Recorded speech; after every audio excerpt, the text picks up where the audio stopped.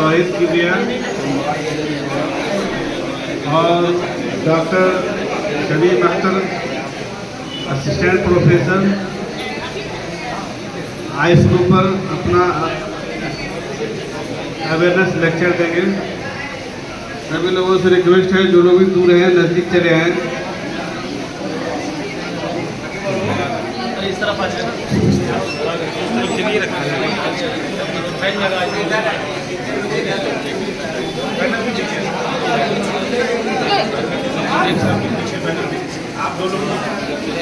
मैं doctor Mohammad Shabib Akhtar assistant professor Tibbi college.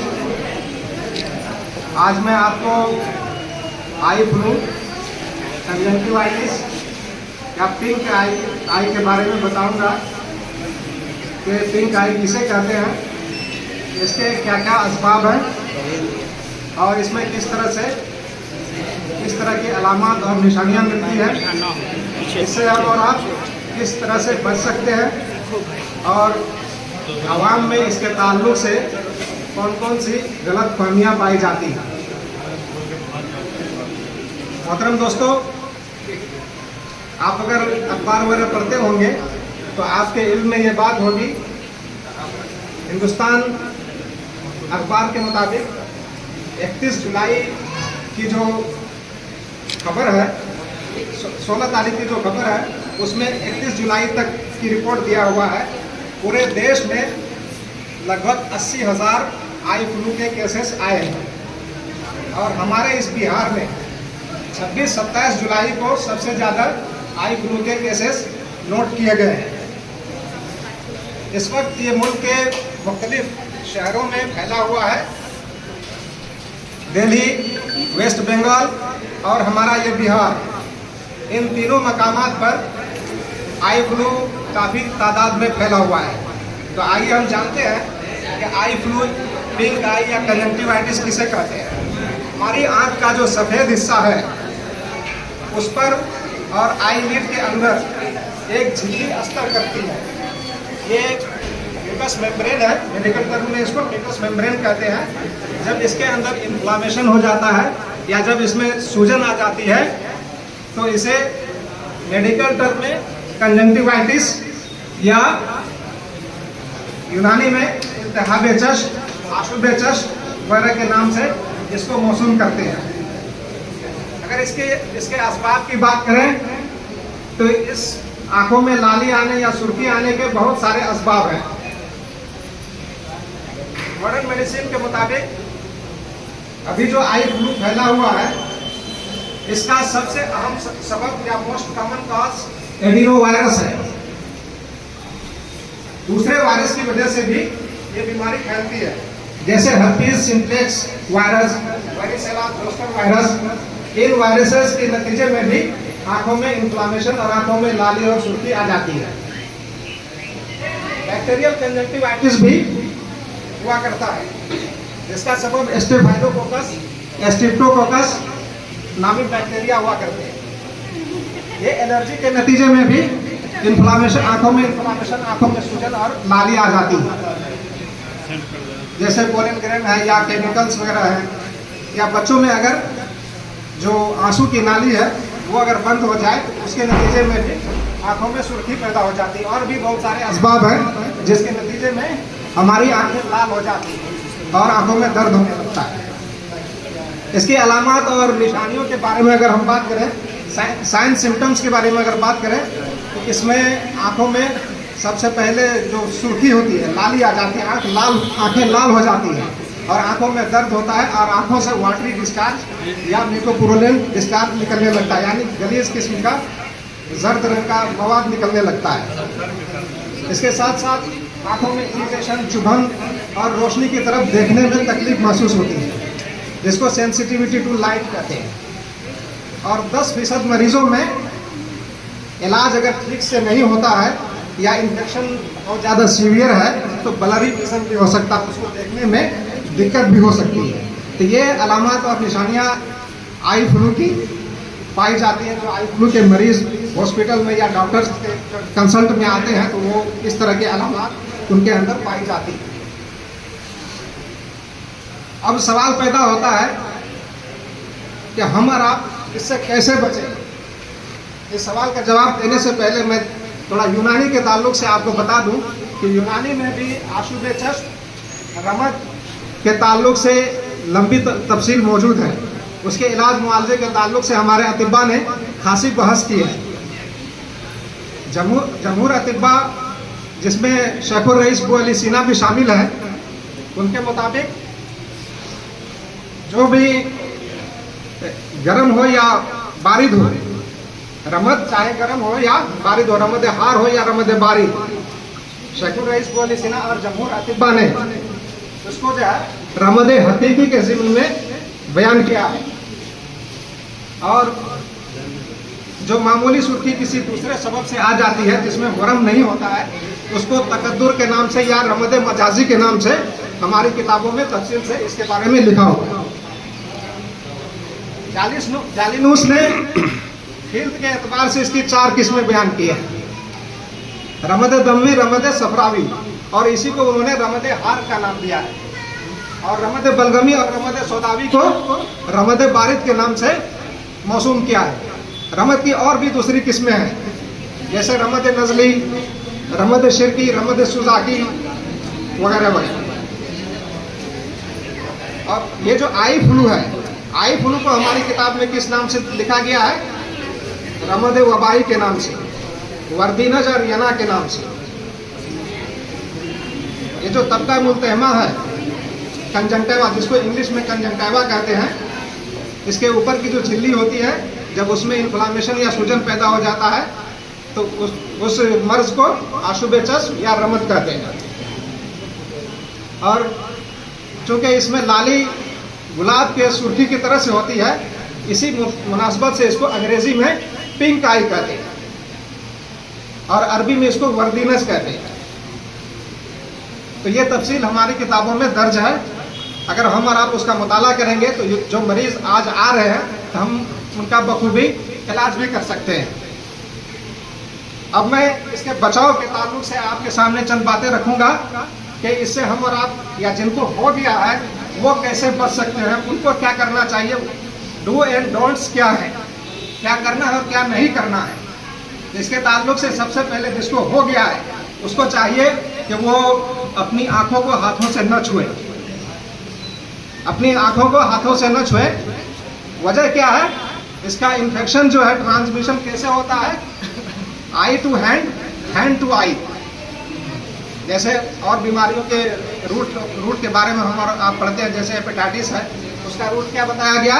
फीको oral route. और इसमें आई टू हैंड, हैंड टू आई, ये बीमारी एक से दूसरे को मुंतकिल होती है। जब मरीज अपनी आंख को छूता है तो आंख से जो वाटरी या कोरोनियन डिस्चार्ज निकलता है, गलीज किस्म का मवाद निकलता है, उसको छूता है, उसके हाथ में लगता है, और उसी हाथ से जब वो किसी ऑब्जेक्ट को टच करता है, और सेहतमंद आदमी जब उसको छूता है तो सेहतमंद आदमी फिर अपनी आंख को छूता है तो वो भी इस मर्ज में मुब्तला हो जाता है। तो सबसे पहले करने के काम क्या है? जो मरीज है उसको चाहिए कि वो अपनी आंखों को न छुए। दूसरी सबसे अहम बात इस बेदारी मुहिम के दरमियान मैं कहना चाहूँगा कि चाहिए जो मरीज़ है उसको चाहिए कि वो सेल्फ मेडिकेशन न करे, यानी अपने से गए काउंटर से मेडिसिन खरीद लिया और आंखों में डालना शुरू कर दिया। आंखें हमारे और आपके लिए, सबके लिए इंतहाई कीमती ऑर्गन है, इसीलिए कहा जाता है आंखें हैं तो जहान है। कहावत बहुत मशहूर है, आंखें हैं तो जहान है। तो आप सेल्फ मेडिकेशन न करें। जब आपको ये मर्ज हो जाता है तो आप डॉक्टर से कंसल्ट करके फिर दवा का इस्तेमाल करें और डॉक्टर की हिदायत पर अमल करें। अगर आप इन बातों पर अमल करेंगे, ये आई फ्लू से आपको नुकसान होगा और न दूसरे लोग इसमें इन्वॉल्व होंगे। और तीसरी बात जो मैं इस बेदारी मुहिम में कहूँगा वो ये है कि अगर मरीज को, जो इसका मरीज है उसको चाहिए अगर वो हो सके तो 0 नंबर का चश्मा लगाए। बाज़ लोग काला चश्मा लगाते हैं, वो भी अच्छी बात है, वो भी आंख और हाथ के दरमियान एक बैरियर का काम करता है, और जब रोशनी में जाते हैं या रोशनी की तरफ देखते हैं तो देखने में तकलीफ नहीं होती, कंफर्टेबल फील होता है और पर्सनालिटी भी डैशिंग हो जाती है, देखने में लुक भी बहुत अच्छा लगता है। बहुत सारे लोग लगा करके अपने आप को डी कंपनी का भी समझने लगते हैं। तो काला चश्मा भी लगा सकते हैं और 0 नंबर का चश्मा भी लगा सकते हैं, जो हाथ और आंख के दरमियान बैरियर का काम करेगा। इस सिलसिले में अगली अहम बात जो मैं कहना चाहूँगा, ऐसे मरीज को चाहिए कि वो स्विमिंग पूल वगैरह में जा करके नहाए नहीं। इससे क्या होगा कि जो सेहतमंद लोग उस पानी में नहाएंगे तो उसके भी इस मर्ज में मुब्तला होने का चांस बढ़ जाता है। क्योंकि हमको और आपको पता है कि ये जो फैलता है किस तरह से, उसके टच में आने से। और आंखों को पोंछने के लिए कपड़े, तौलिया, रुमाल वगैरह का इस्तेमाल न करें, बल्कि आप टिश्यू पेपर का इस्तेमाल करें। एक टिश्यू पेपर से एक तरफ की आंख को पोंछें और उसको फेंक दें, दूसरे टिश्यू पेपर से दूसरी तरफ की आंख को पोंछें और उसको फेंक दें। तो हमारा ये अमल जो होगा इस मर्ज को फैलने से रोकने में इंतहाई कारगर साबित होगा। कपड़े, रुमाल वगैरह से पोंछते हैं, उसी को हम जेब में रख लेते हैं और फिर उसको पता नहीं कहाँ कहाँ फैलाते रहते हैं, तो इसके इन्फेक्शन के फैलने का बड़ा जरिया बन जाता है। यानी मरीज की जितनी इस्तेमाल की चीज़ें हैं, जैसे मेडिकल टर्म में फोमाइड्स कहते हैं, उनके इस्तेमाल से सेहतमंद लोगों को बचना चाहिए। अगर वो उनको इस्तेमाल नहीं करेंगे तो वो इस मर्ज से बचे हुए रहेंगे। जैसे मरीज चश्मा इस्तेमाल करता है तो छोटे बच्चे होते हैं, उठा करके पहन लिया, तो छोटे बच्चों को दूर रखना अपने से, और आई वाइप्स वगैरह का, टिश्यू पेपर का इस्तेमाल करना है।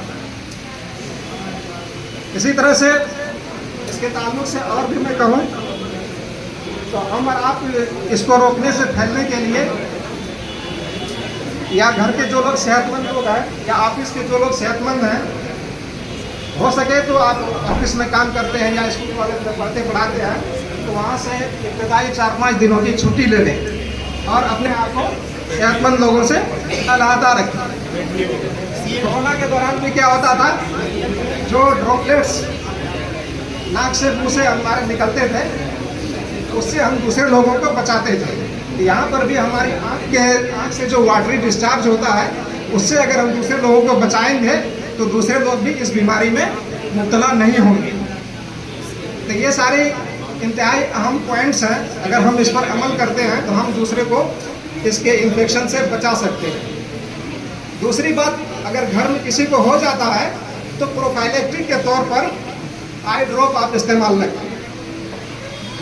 कुछ लोग करते क्या है, घर में एक फर्द को हो गया तो दूसरे लोग आई ड्रॉप वो अपने आँख में भी डालना शुरू कर देते हैं, तो उसको ना, ये गलत अमल है, गलत तरीका है। इससे क्या होगा, जो आप आई ड्रॉप इस्तेमाल करेंगे वो दवा रेजिस्ट कर जाएगी और बाद में आपके ऊपर असरअंदाज नहीं होंगे, तो आप इस मर्ज में आसानी से या दूसरे अमराज में भी आसानी से मुब्तला हो जाएंगे। तो ये सारी बातें इस मर्ज को फैलने से रोकने के लिए थी। अब मैं इसके ताल्लुक से मिथ्स और गलतफहमियाँ क्या क्या हैं उनको जिक्र करूँगा।